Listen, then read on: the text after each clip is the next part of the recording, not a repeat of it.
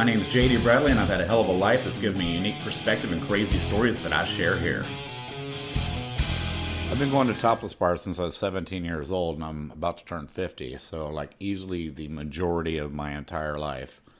And I love topless bars because I love women, I love beautiful women, I love titties, I love booze, put them all together. It's the perfect combination.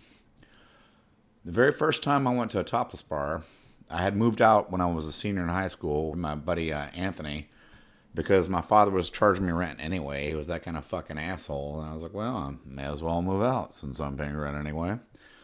And we moved to a part of town, was certainly not the most desirable part of town, but the rent was reasonable.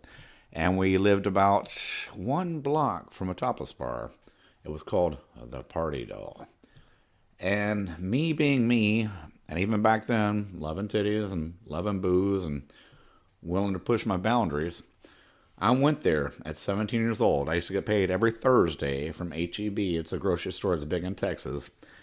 And I went there on Thursday to see if they would serve me, not knowing what was going to happen, not ever having been in a topless bar before. And I walked in, and I sat down at the bar. And the woman looked at me like I was retarded. But she said, what do you want?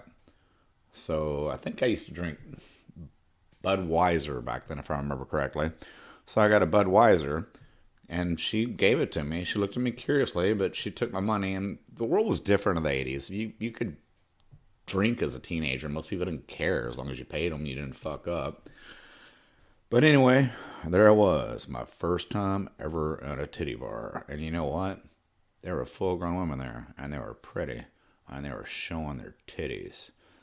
Did I mention I like titties?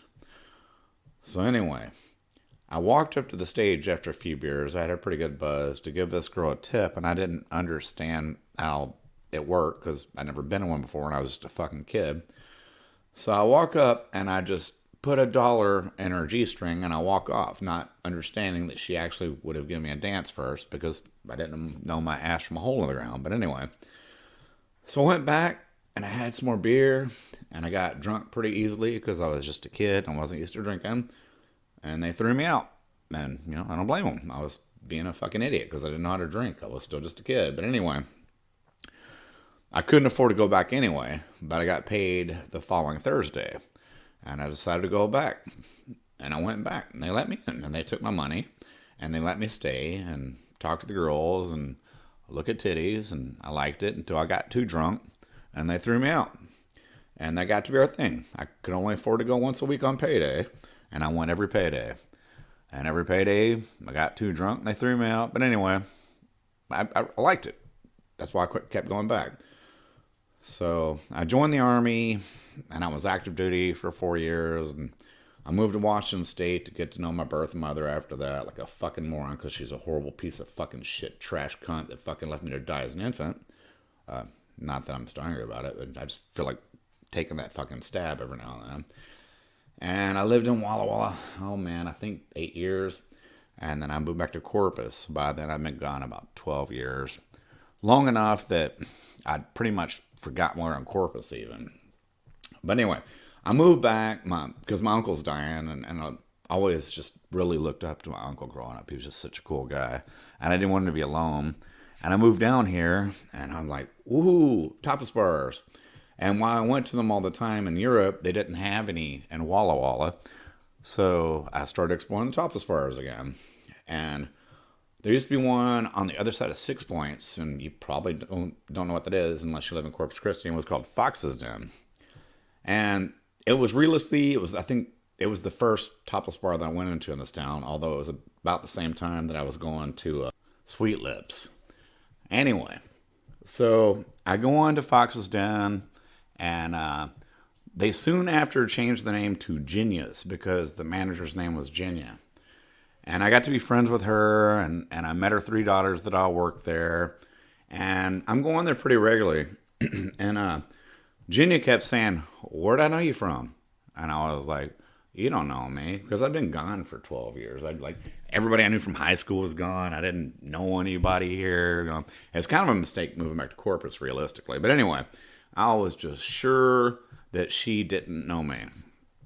But I went there pretty regularly, and she took a shine to me, and actually gave me some real good drink specials and sometimes free drinks. And then I started fucking Sandra, the first stripper that I fucked regularly in this town. And anyway, it was a good bar experience. But anyway, I'd been going there, I guess, about 6 months. And Jenny used to drink with me because she ran the bar. She did what the fuck she wanted.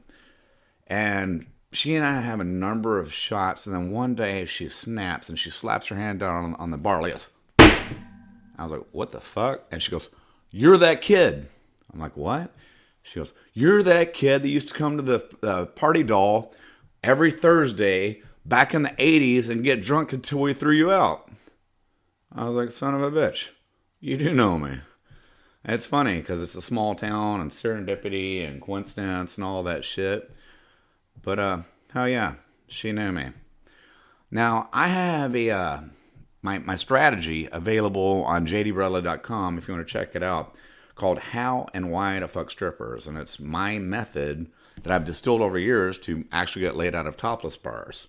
Because 99 out of 100 topless bar patrons aren't going to give you fucking pussy to save their lives.